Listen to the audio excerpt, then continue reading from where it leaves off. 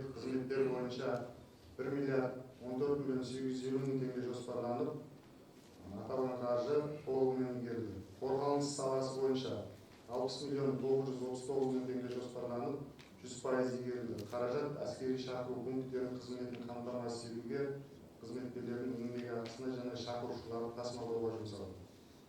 Қоғамдық тәртіп және қауіпсіздік саласына 45,1 миллион теңге қаржы қаралып, аталған қаржы толық игерілді. Қаражат бейне бақылау жүйелерін күтіп ұстауға және жол қауіпсіздігін қамтамасыз ету шараларына бағытталды.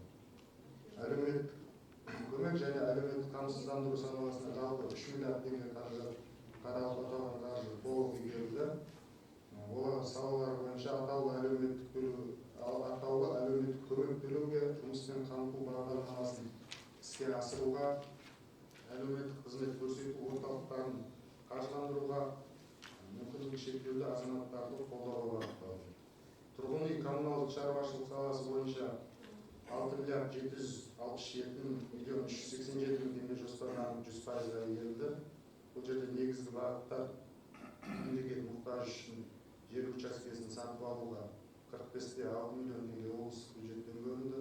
Инженерлік инфрақұрылым жүргізуге 167 миллион теңге, коммуналдық тұрғын үй қорынан 141 пәтер сатып алуға 2,2 миллиард теңге, Мырзакент кентіндегі орталық саябақ қайта жаңғыртуға 386 миллион теңге, елді мекендердің ауыз су жүйелерін ағымдағы жөндеуге және су есептегіш құралдарын орнатуға 193 миллион теңге, Атакент және Өркениет елді мекендерінде су жүйелерін қайта құруға 2,3 миллиард теңге, және Ақжол және Игілік елді мекендерінде су жүйелерін жөндеуге 355 миллион теңге, көшелердің жарықтандыруын коммуналдық төлемдерін 150 миллион теңге, коммуналдық мекеме қызметкерлерінің еңбек ақысына және абаттандыру жұмыстарына 632 миллион теңге қаржы бағытталды. Мәдениет, спорт және ақпараттық саясат саласына 1,5 миллиард теңге қаралып, аталған қаржы толығымен игерілді. Бұл жерде қаражат мәдениет үйлерінің кітапханаларды спортты дамытуға және мемлекеттік ақпараттық саясатты жүргізуге бағытталды. Отын энергетика кешені саласы бойынша жалпы 3,4 миллиард теңге қаралды. Бұл қаржылар ұлттық қор есебінен еңбек шаруашылығы округі, жаңартылатын мекеменің газбен жабдықтау және газ қуатын арттыру үшін газ құбырын салу желілеріне 1 миллиард теңге, облыстық бюджет есебінен 2,3 миллиард теңге, 18 елді мекенде газдандыру жұмыстарын аяқтауға бағытталды. Ауыл шаруашылығы және қоршаған орта функционалдық тобы бойынша 253 миллион теңге қаржы қаралып, бұл ауылдық елді мекендерге келген мамандарды әлеуметтік қолдау шарасына бағытталды. Құрылыс саласы бойынша аудан аумағындағы құрылыс дамыту схемаларын және елді мекендердің бас жоспарын әзірлеуге 201 миллион теңге бағытталып, аталған қаржы толық. Көлік және коммуникация саласына 464 миллион теңге қаралды. Оның ішінде аудан жолдарды көксітау елді мекендерді көшелеріне тас төсеу, автомобиль жолдарын орташа жөндеу жұмыстарына бағытталып, аталған қаржы толық игерілді. Ауыл ел бесігі жобасы аясында 3 жоба іске асырылды. Олар үлгілі елді мекеніндегі мәдениет үйін күрделі жөндеу жұмыстарын жүргізуге, ынталы және Қалшырай елді мекендерінде мәдениет үйлері мен кітапханаларды салу жұмыстарына бағытталды.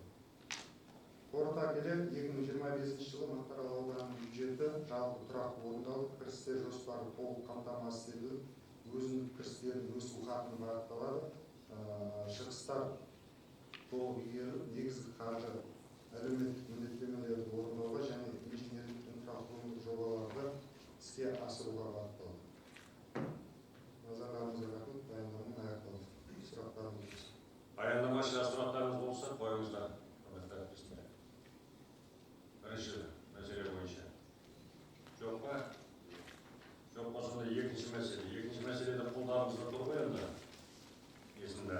Яғни сұра жауап көшейік. Сұрақтарыңыз бар ма? Екінші мәселе бойынша. 2025 жылға арналған кенттер мен ауылдық округ бюджеттерін туралы есеп беру туралы. Қалай осы жерде общий бюджетке қосып, функционалдық топтар бойынша бір баяндаманы атап өттім қазір. соның ішінде бар. Бұл сұрақ жоқ болды.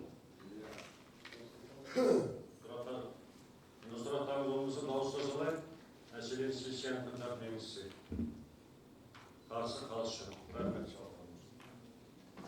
Күн тәртібіндегі үшінші мәселе бойынша Мақтарал аудандық мәслихатының 2023 жылғы 17 қаңтардағы нөмірі 30-208-107 Мақтарал аудандық мәслихатының депутаттарын сайлау жөніндегі бір мандаттық аумақтық сайлау округтері бойынша округтік сайлау комиссиясының мүшелерін сайлау туралы шешіміне өзгерістер енгізу туралы баяндамашы Мақтарал аудандық мәслихатының аппаратының басшысы Сәлиев мырза. Құрметті әріптестер, бұл жерде жаңағыдай 29 учаскеде, 2 округте жаңағыдай қайтыс болған кісілер бар, жаңағыдай көшіп кеткен кісілер бар, жұмыс орнына ауысып кеткен кісілер бар. Сол кісілердің орнына келіп жатқан азаматтар.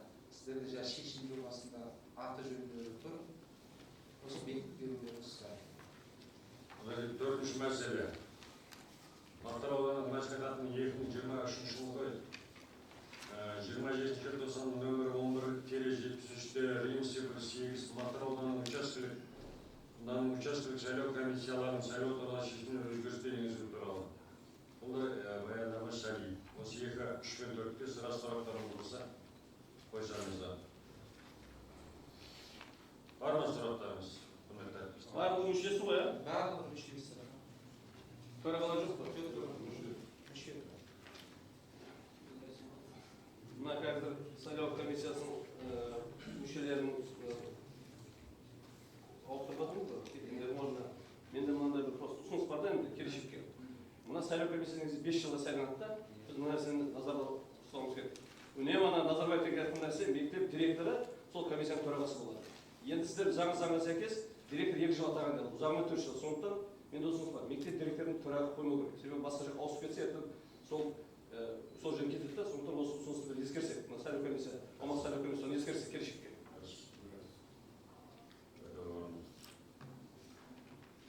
Басқа сұрақтарыңыз бар ма? Құрметті әріптестер. Жоқ болса онда дауысқа салайық. Сессияның күн тәртібіне енгізілген. Қарсы қалыс жоқ. Рахмет. Так, 5-ші мәселе. Еңбекші ауылдық округ әкімінің өзіне жүктеген қызметтері мен міндеттерін іске асыру жөніндегі есебі туралы. Баяндамашы еңбекші ауылдық округ әкімі Әкелов мырза.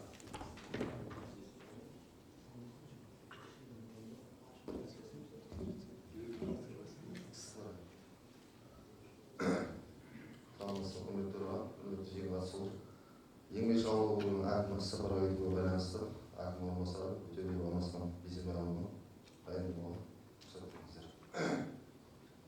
Еңбекші ауылдық округі бойынша 2025 жылы атқарылған жұмыстардың есебі. Еңбекші ауылдық округі әкім аппараты 2025 жылы Қазақстан Республикасының заңдарын, Қазақстан Республикасының президенті жолдауын, жарлықтарын, үкімет қаулыларын, облыс және аудан әкімдерінің шешімдерін, тапсырмаларын жүзеге асыру мақсатында төмендегенше жұмыстар атқарылды.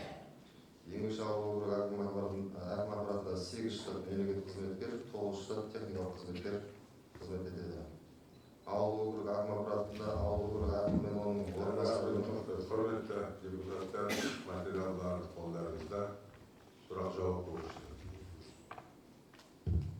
Құрметті әріптестер, сұрақтарыңыз бар ма баяндамашы?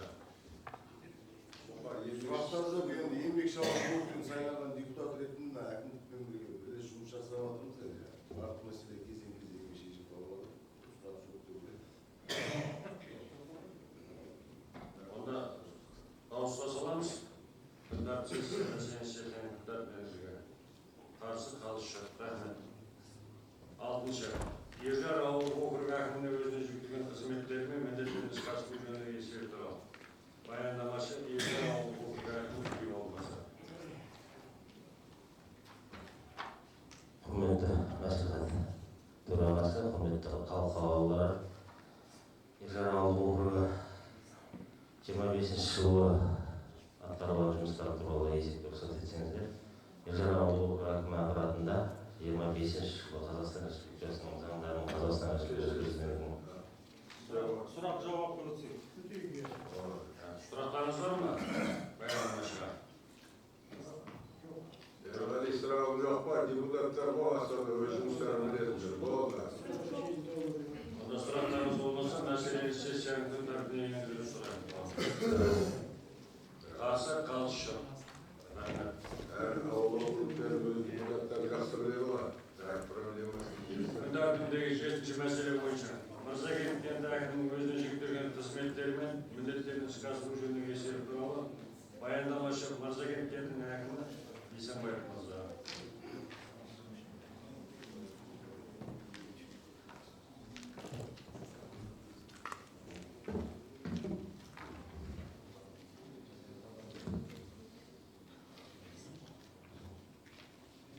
Саламатсыздар ма, құрметті жиынға қатысушылар, құрметті депутаттар. Мынау 2025 жылы атқарылған жұмыстар туралы қысқаша мәлімет айтып өтсем, әлемдегі дамыған елдердің қатарына енуді мақсат тұтқан мемлекетіміздің негізгі ұстанған бағыты Кешірістеріне және де сұрақ жауап көшті. Қолдарыңызда тұр. Материалдар бар. Осы 2-3 депутат бар бізде поселкада. Астанада жұмыс істейтін өзі біздің депутаттар ғой. Жергілікті. Сұрақ жоқ. Баяндамашы сұрақтарыңыз жоқ па? Жоқ болса, онда мәселені сессияның күн тәртібіне енгізсек. Қарсы, қалыс жоқ. Так, сұрақтарыңыз болмаса, осы сұрақтарыңыз болмаса, мәселені бірлескен мәжілістің күн тәртібіне енгізілген мәселеге қаралып бітті. Бас әкімде қандай ұсыныстар бар, үстіне ескертулер бар. Болмаса, осымен мәжіліс жұмысын жабық деп жариялаймын. Рахмет. Бастай береміз бе? Құрметті депутаттарымыз, сессия қатысушылар. Сессия жұмысын бастауға рұқсат етіңіздер. Құрметті сессия қатысушылар, бүгінгі 8 шақырымдағы аудандық мәслихаттың кезекті 41-ші сессияның жұмысына аудандық мәслихат депутаттары, дербес бөлімнің аудандық басшылары, кенттер мен ауылдық округтердің әкімдері, ардагерлер кеңесінің төрағалары, аудандық кірістер, сразу резерв болыз, кірістер басқармасы басшы, бұқаралық ақпарат құралдарының өкілдері шақырып олар негізін қатысып отыр. Аудандық мәслихаттың кезекті 41-ші сессияның 18 депутаттың 14-і қатысып отырғандыққа оны ашуға рұқсат етіңіздер. Кворум бар. Құрметті депутаттар, сессияның жұмыс қамтамасыз ету үшін редакциялық және санақ комиссияны сайлауымыз қажет. Редакция комиссия Сәрсенов Мұхтар төраға, Бабаев Шакир, Даубаева Меруерт. Есеп комиссия Бексұлтан Абзал жетекші, Бейсенбаев Қалмырза, Саттаров Жамболат. Құрметті әріптестер, бізге сессияның күн тәртібінде бекіту қажет. Күн тәртібі сіздердің қолдарыңызда бар, оның алдына таныстыңыздар. Дауыс қозғалады. Қарсы, қалыс жоқ, қабылданды. Сессияның күн тәртібінің бірінші мәселе 2025 жылға аудандық бюджетінің орындалуы туралы жылдық есебі бекіту туралы сөз Түркістан облысы бойынша тексеру комиссияның мүшесі Сейсенбаевқа және Мақтаарал ауданының экономика және қаржы бөлімінің басшысы Әбен беріледі. Шәке, өзіңіз шығып.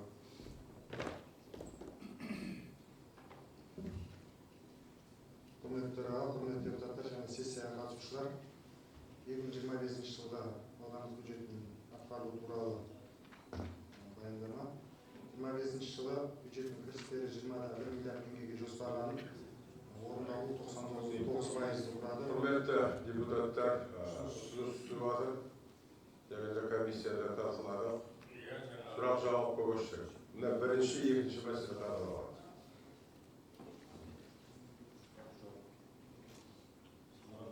Сұрақтарыңыз жоқ па? Онда бірінші, екінші мәселені дауыс қозғалады. Қарсы, қалыс жоқ, қабылданды. Рахмет. Үшінші мәселе.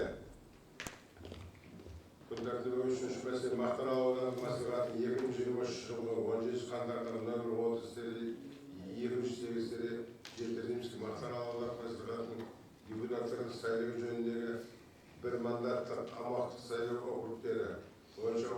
сайлау комиссияларының мүшелерін сайлау туралы шешіміне өзгеріс енгізу туралы. Сөз Мақсар аудандық мәслихатының аппараты басшысы Ержан Сәлиевке беріледі. Бұл жерде өздеріңіз талқылаңыздар. Үшінші, төртінші мәселе қарайық.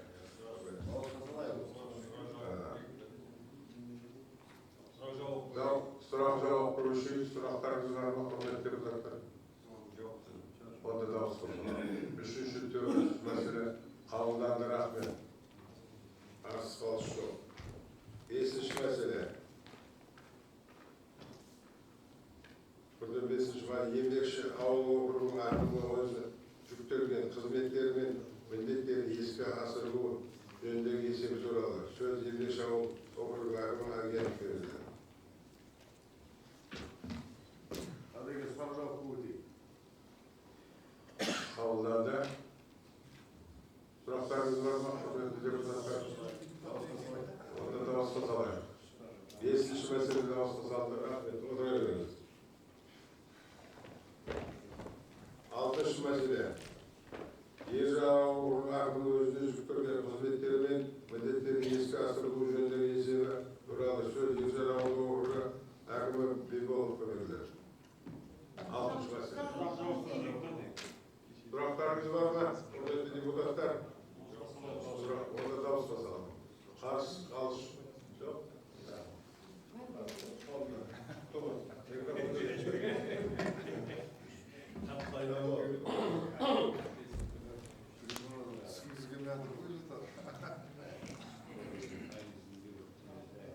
Жетінші мәселе. Мырзакент кенті әкімінің өзіне жүктелген қызметтері мен міндеттерін іске асыру жөніндегі есебі туралы сөз Мырзакент кенті әкімі Бейсенбаевқа берілді.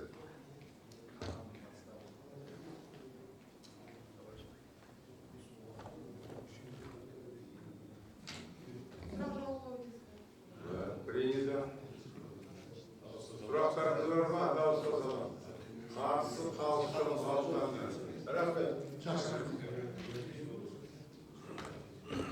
Құрметті әріптес, осымен күн тәртібіндегі мәселе қаралып болды. Құрметті депутаттар, бүгінгі сессияны жүргізу